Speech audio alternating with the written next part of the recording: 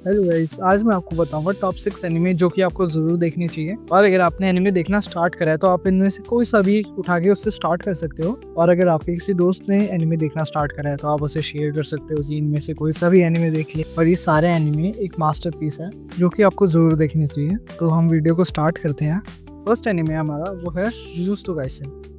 एक वर्ल्ड जिसमें बहुत सारी कर्स स्पिरिट्स होती है, यानी कि बुरी आत्माएं, और उन्हें एग्जीक्यूट करते हैं हमारे जुजुत्सु सोर्सरर्स। तो इस शो की स्टार्टिंग होती है कि हमारा जो एमसी है वो एक कर्स्ड फिंगर को खा जाता है, जो कि होती है गॉड ऑफ कर्सेस सुकुना की। तो वो सुकुना में ट्रांसफॉर्म हो जाता है। सुकुना एक टाइप का आप डीमन मान सकते हो, जो कि बहुत ज़्यादा स्ट्रांग होता है। जो हमारा मेन करेक्टर है यूजी, वो एक स्कूल टाइप फैसिलिटी ज्वाइन करता है जिसमें वो जुजुत्सु सोर्सरर्स को ट्रेन करते हैं लोग, ताकि वो सुकुना की पावर को समझ पाए, उसे कंट्रोल कर पाए। तो इसकी स्टोरी यहाँ से स्टार्ट होती है और आगे बहुत तगड़े तगड़े करेक्टर्स आते हैं, बहुत तगड़ी फाइट्स होती है, एनिमेशन भी बहुत अच्छी है। You should definitely give it a try.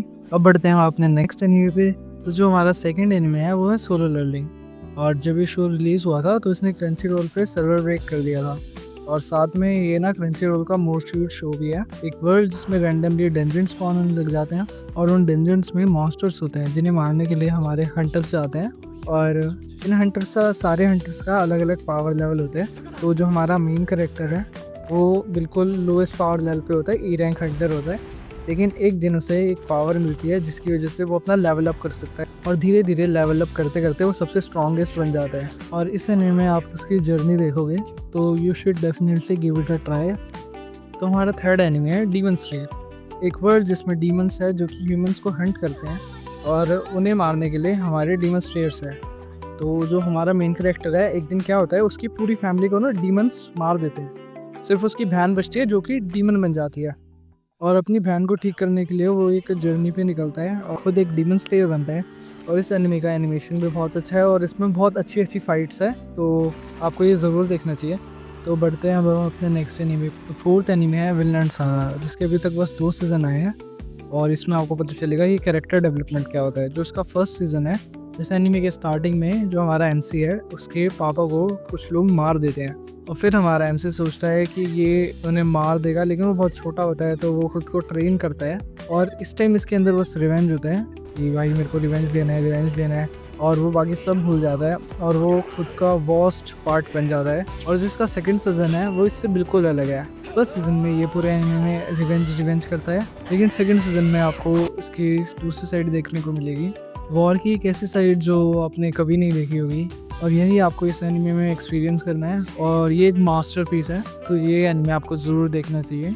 अब हम बढ़ते हैं अपने नेक्स्ट एनिमे पे। तो हमारा फिफ्थ एनिमे है अटैक ऑन टाइटन, और जो कि एक मास्टरपीस है। इसके फर्स्ट एपिसोड से लेके लास्ट एपिसोड तक सब कुछ कनेक्टेड है और इसे इतने अच्छे से फ्रेम करा है ना। हमारी स्टोरी स्टार्ट होती है, हमारा जो मेन करेक्टर है एरन उसके अराउंड, और जिस वर्ल्ड में ये रहते हैं उधर टाइटन्स है जो कि ह्यूमंस को खाते हैं। और जो ह्यूमंस होते हैं वो वॉल्स के अंदर रहते हैं, तो जिन्हें टाइटन ब्रेक नहीं कर सकते। तो एक दिन क्या होता है, एक बहुत बड़ा टाइटन, वॉल से भी बड़ा टाइटन आता है और इनकी वॉल तोड़ देता है, जिसकी वजह से टाइटन्स वॉल्स के अंदर आ जाते हैं और वो एरन की मॉम को उसके सामने खा जाते हैं।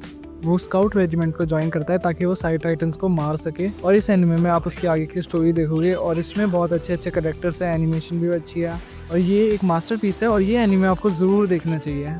तो अब हम बढ़ते हैं अपने नेक्स्ट एनिमे पे।